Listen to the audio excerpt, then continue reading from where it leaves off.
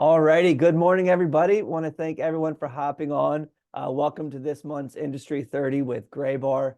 I want to thank our speakers today, Meghan, Burkhard, and Scott Kennedy, for their presentation. They're going to be talking about EV charging market insights and the changing market. You do have the ability to unmute yourself if you have any questions, or you can use the chat feature. This presentation is being recorded and will be uploaded to the chapter's website shortly after the presentation. If you need anything, just let me know. And with that, I'm going to turn it over to Meghan. Please take it away. Morning, everyone. I'm actually going to let Scott do the intro, and then we will go from there. Yeah, good morning, everyone. Thanks, Rob, and also to Ken for putting this together and allowing us to do this. Goal today is to provide an update on where the market is at currently, as it's an ever-evolving, ever-changing market. Thought there was value in providing some of the insight from our side. And Meghan is our Renewables strategic account manager for the Northeast, but happens to reside in the Penn-Del territory. So she's a resource not only to you but to us here at Graybar, and has a background in the EV market, which I'm sure she'll share. So I won't steal her thunder there, but going to cover some of the basics and then talk about some of the manufacturers that we work with. And, I'll say that there are certainly multiple manufacturers in the marketplace. The three that we're going to talk about happen to be the ones that we have closer partnerships with. So any questions around that, don't hesitate to ask. Meghan? Thank you. Thanks, Scott. Yes, thanks again for having us, and thanks everyone for joining.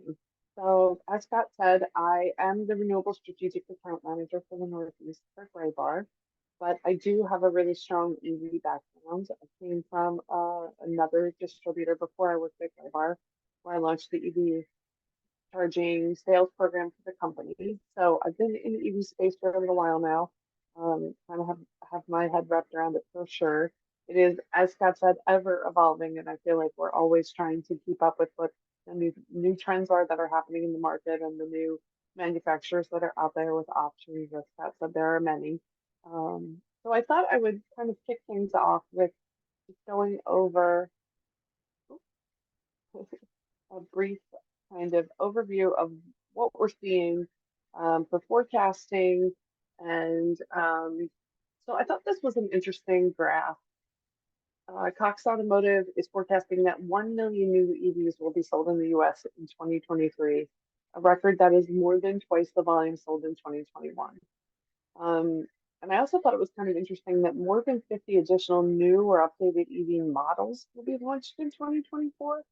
It's definitely something new over 2022 and 23.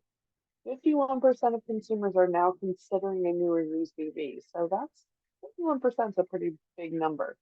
I thought this graph was interesting because it speaks to what is the most important to people when they're talking about public charging. And so charging speed and charging costs are the most important things. So I thought that was pretty interesting, and kind of the trend that drivers want when it comes to charging is what translates for us when it comes to electrification. So that's why I put this graph here. This slide talks about the EV charging infrastructure. So the market size was estimated at 3.15 billion in 2022 and grew to 4.03 billion in 23.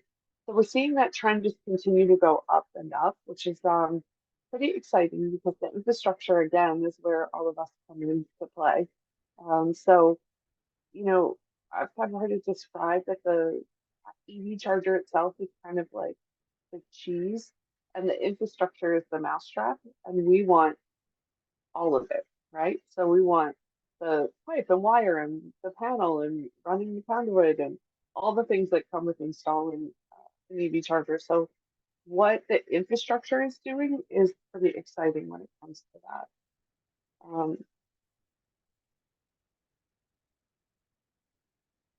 And a big key to that, to the infrastructure and to getting these chargers installed is the incentive. So there's so many different EV station incentives available. The federal government has a 30C alternative fuel infrastructure tax credit. This tax credit can be for 30% of the cost, up to $30,000. Um, there are state governments that are rolling out all of the federal NEVI funding along the state level. NEVI funding is that, in case you're not aware of what that is, it's the National Electric Vehicle Infrastructure. And so that is federal funding to roll out EV stations every 50 miles across highways across the country. So we're now seeing that federal money come down to the states, and the states are rolling that money out. And then all the local utilities have buckets that they fill up every year for EV charging as well. And most of these credits are around the infrastructure, not just the station. Um, and so really we know that the infrastructure and the install is really the higher CapEx spend for our customers and for end users. So knowing about incentives and being able to guide them in the right direction definitely can help when we're talking to end users and station owners about getting into EV charging.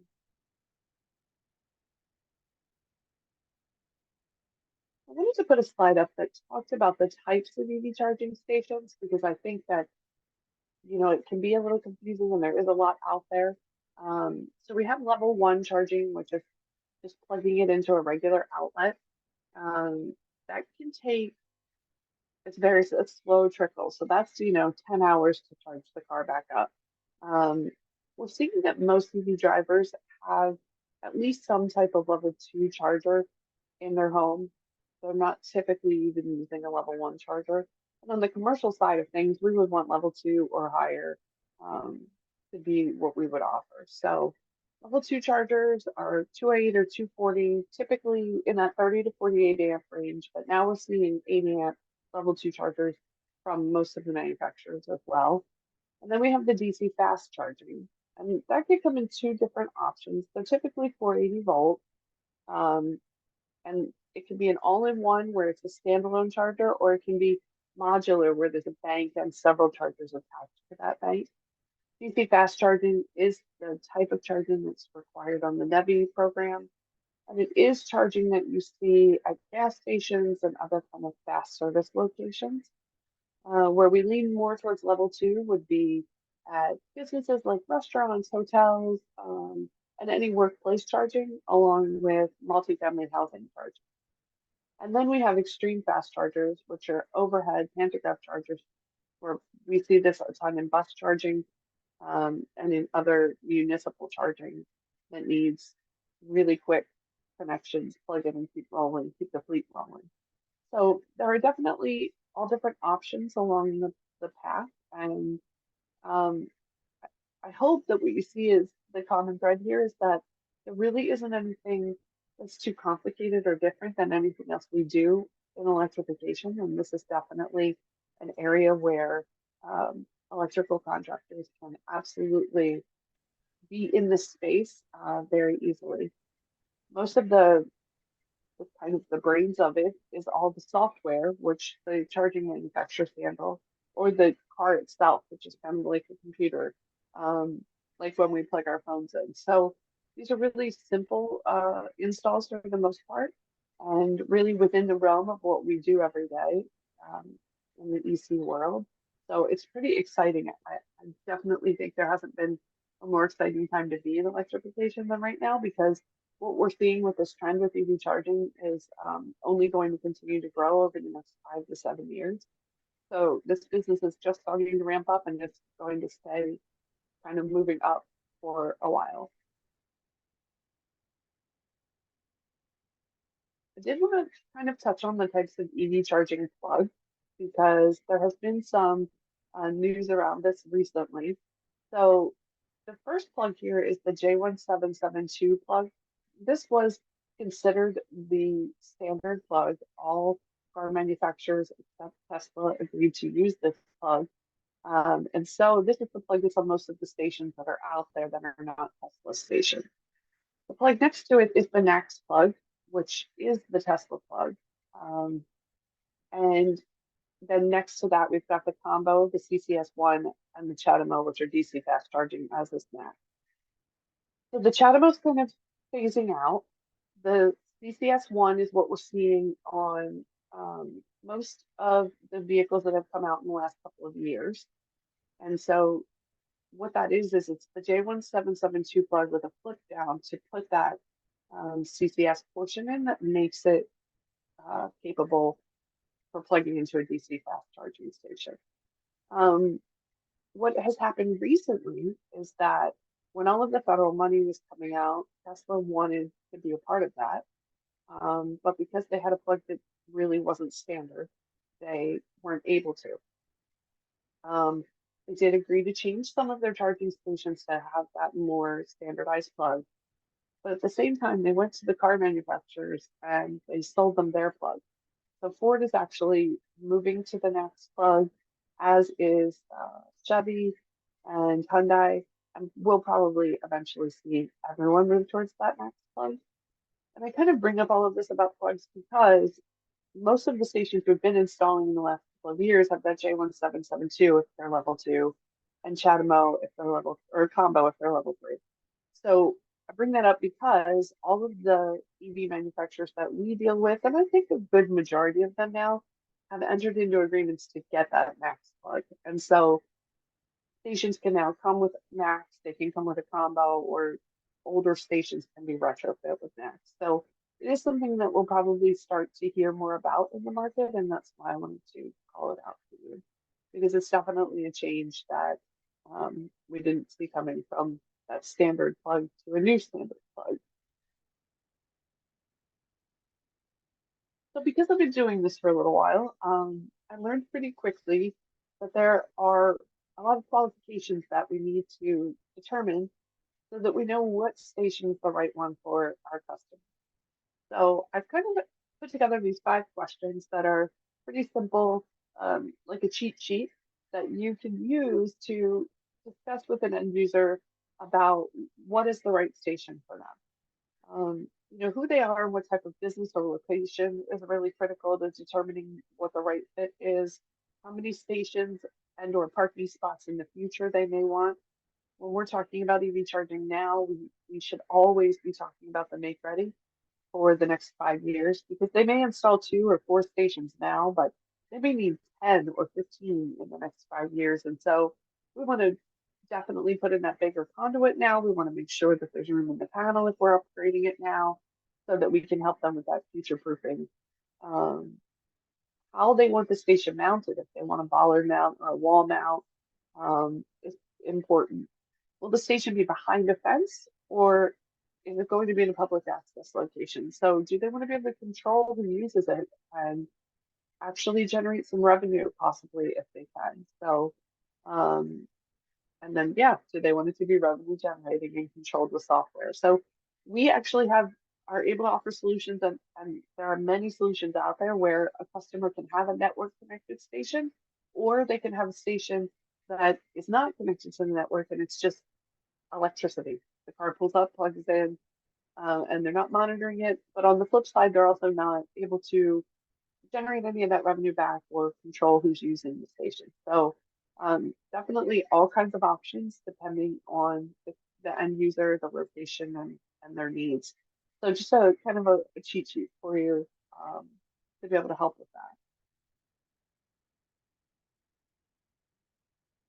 This next few slides is kind of going into 3 of the manufacturers that we particularly partner with, but they also happen to be 3 of the biggest in the space right now. One of them being Blink. Blink purchased, I want to say 3 companies last year, but one of them was Semiconductor. And Semiconductor had the series stations, which you see here, series 6, 7, and 8. Which is why Blink wanted to purchase them, because they're a great level 2 charging station. They are cast aluminum, they're 2 wires in the ground, so they're easy to install. They come all in one piece. And so they're a great option for that level 2 charging for businesses. They also have the IQ200 there on the end of that row, which is their fleet option. So that would be a great behind the fence option. And then commercial or DC fast options as well, ranging all the way from 30. This has 60 to 360 all the way on. So just depending on how big, how many stations, how many kilowatts, how many ports they want. Um, really totally scalable option. So the next one is ChargePoint. And I'm sure a lot of people have heard of ChargePoint. They are still number one in the space. They are spec'd probably about 70% of the time. And anyone who is familiar with EV charging is, I'm sure, familiar with ChargePoint. And again, they've got home stations, level 2, fleets, and DC fast all the way up. Um, ChargePoint started as a software company, so they are very good at the software side of the business. And that's really where their strengths have been for a long time. And so lots of scalable options here as well.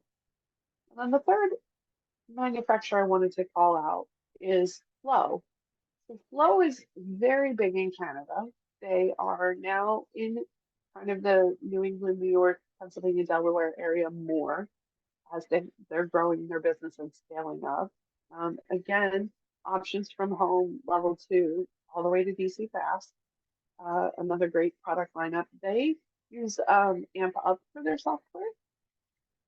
AMP Up's a great software only EV company that a lot of manufacturers use.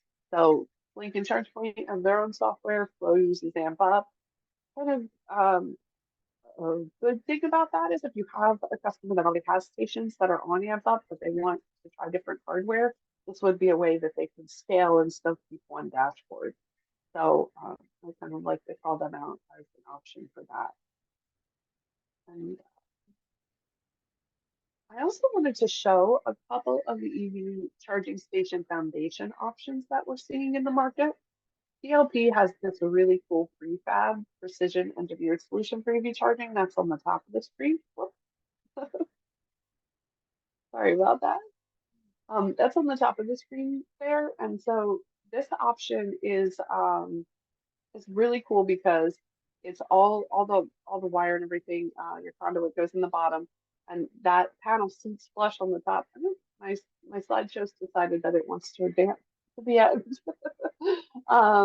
And then we also have this screw-in chance instant foundation option too. So cool new options coming for the actual foundations to make it easier for installing. Which kind of leads me to the end. I know Scott was going to talk a little bit about a few things about inventory and some things, so I'm going to hand it back off to Scott. Yeah, excuse me, Megan. Thank you. Hopefully, what you just saw was valuable. Like Rob mentioned, the presentation will be available to you. Megan and I are both available for questions or any assistance you may need. Along with any of your Graybar contacts. So please don't hesitate. But yeah, like I said earlier, the multiple manufacturers in the market wanted to talk about the three that we spoke about because it's where our partnerships are currently. And to Megan's point, they happen to be three of the largest. We do have ChargePoint inventory in the region, both level 2 and level 3. And we have Blink inventory in the region as well for quicker turnaround needs that you may have. So, with that, I mean, if there are questions, by all means, please ask them. You see both of our contact information there. You're welcome to reach out to us separately. That works better for you. So I'll give it a minute to see if there are any questions.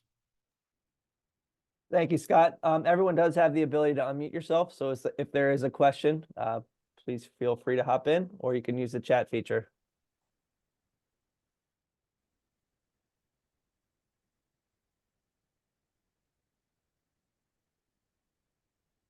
Is there specific training that's required to install these systems?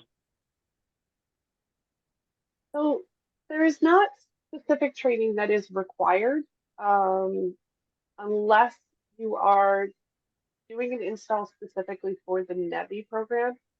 And I do think that they are requiring that, Rob, you could probably speak to the name of that training. Yes, the Because- EVITP, the Electrical Yes. Vehicle Infrastructure Training Program. So if Yes. you're doing it part of that program, you would need that training, and all of our local JTCs have that training available to your journeyman. And most 4th and 5th year apprentices are taking that class, so they're topping out as certified.